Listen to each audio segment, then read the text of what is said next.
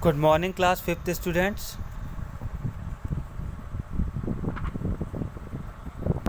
In my last video, we have started the chapter number 10 operation with decimals, chapter 10, and we have done exercise 10th A of this chapter.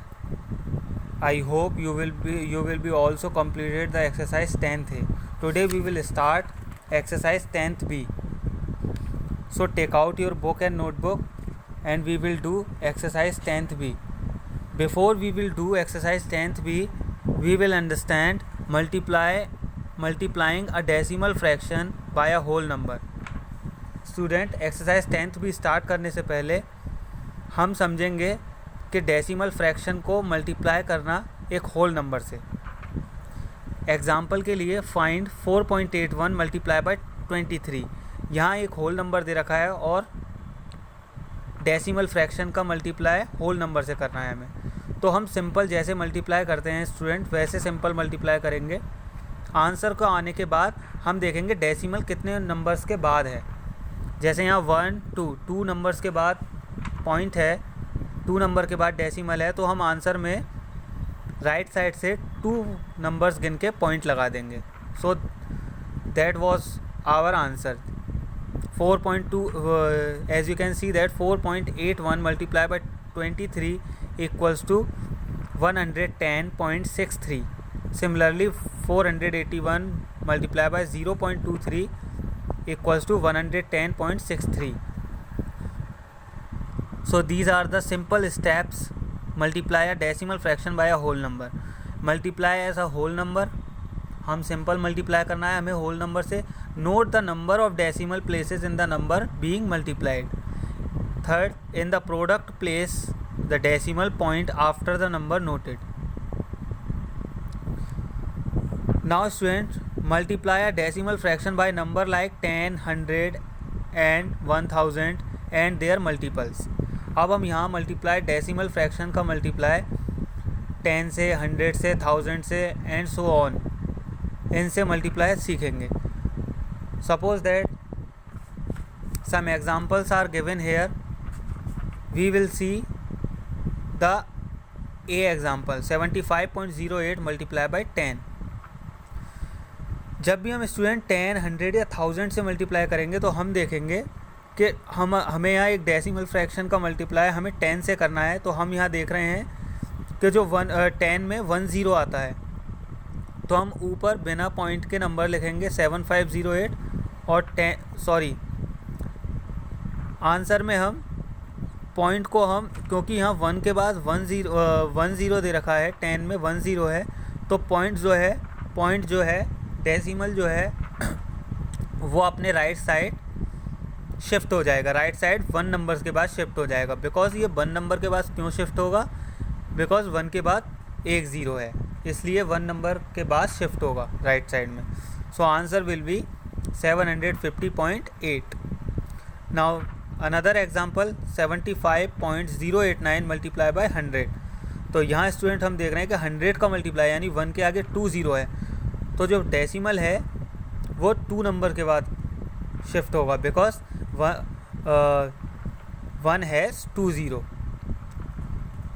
So the answer will be 7508.9. I hope you will be understand well. Now we will do exercise 10th B.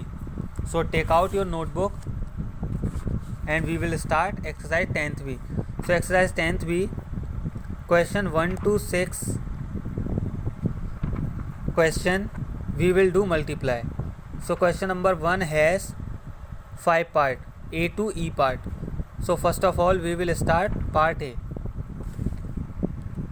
We will write here exercise 10th B as a heading and underline this heading and mention the date here. So today date is 28. So we will write here, mention the date here 28/8/20. Now we will write exercise 10th B as heading and multiply. Question 1A, 0.4 multiply by 6. So 6 4 are 24, 4 carry 2. We will write here 2, 24. Now we will see the point are places how many after the how many numbers. So we can see that यहाँ हम देख रहे हैं कि जो point है decimal है वो 1 नंबर के बाद है, तो हम आंसर में 1 नंबर के बाद राइट साइड से पॉइंट लगाएंगे, तो 1 नंबर के बाद it means 2.4 will be the answer. Now question B 2.8 multiply by 15, so we will multiply, it will be 420. Now we will see the point are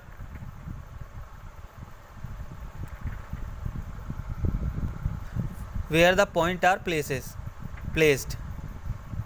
So हम यहाँ देख रहे हैं स्टूडेंट कि 1 नंबर के बाद पॉइंट है, तो हम आंसर में राइट साइड से 1 नंबर काउंट करके पॉइंट लगाएंगे. It means the answer will be 42.0.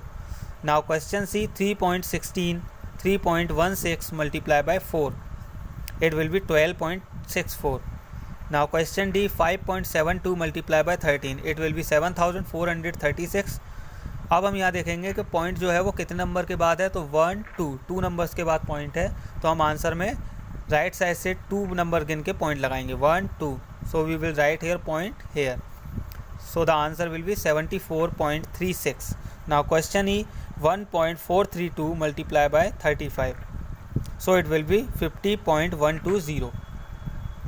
Now students question 2 also multiply.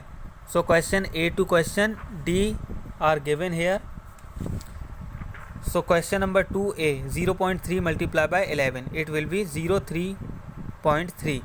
Now question B 1.2 multiply by 9, when we will do multiply it will be 10.8. Question C 0.8 multiply by 5, it will be 4.0. Now question D 2.6 multiply by 12, it will be 31.2.